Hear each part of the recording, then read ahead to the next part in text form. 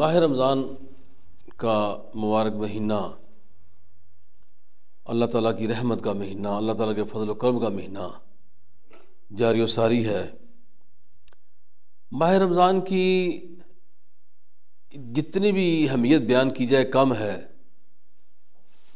آقا علیہ السلام کے فرمان کے مطابق اگر ہم اس کو دیکھیں تو سرکار کے تمام فرمان جو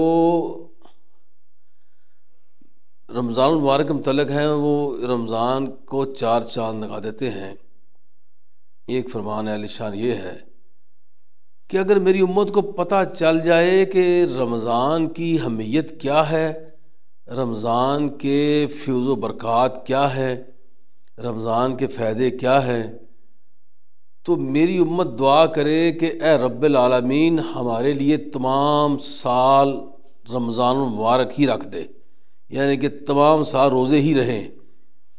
اگر اس کی فضیلت کا، اس کی اہمیت کا، اس کی افادیت کا پتہ چل جائے تو آقا فرماتے ہیں میری امت دعا کرے کہ یا اللہ سارا سال رمضان ہی رہے۔ اللہ اکبر! یہ بہت بڑی اہمیت ظاہر ہوتی ہے رمضان المبارک کی۔ اللہ نے فرمایا روزہ میرے لیے اور میں ہی اس کی جزا دوں گا۔ باقی کاموں کی جزا بھی اللہ تعالیٰ ہی عطا کرنے والے ہیں، لیکن ماہ رمضان کے متعلق خاص فرما دیا کہ اس کا اجر میں خود ہی ہوں، میں ہی اس کا اجر دوں گا۔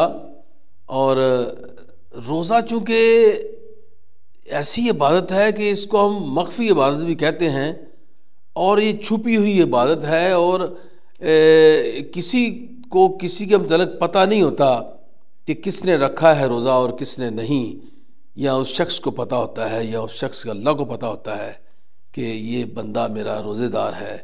اور ایسی عبادت جو نمایاں نہ ہو، کسی کو پتہ نہ چلے، اور یہ عبادت بھی شرک سے پاک ہے تو اللہ کو پسند ہے۔ تو روزے دار جو ہے وہ اللہ تعالیٰ کا مقبول بندہ ہوتا ہے۔ اور پھر فرمایا کہ روزے دار کے منہ کی جو خوشبو ہے وہ مجھے اللہ سے الگ جو خوشبوئیں ہوتی ہیں، کستوری کی خوشبو ہے یا اور کوئی خوشبو، اس سے بھی زیادہ اچھی ہیں، اس سے بھی زیادہ اس کی منہ کی خوشبو اللہ تعالیٰ فرماتے ہیں مجھے اچھی لگتی ہے۔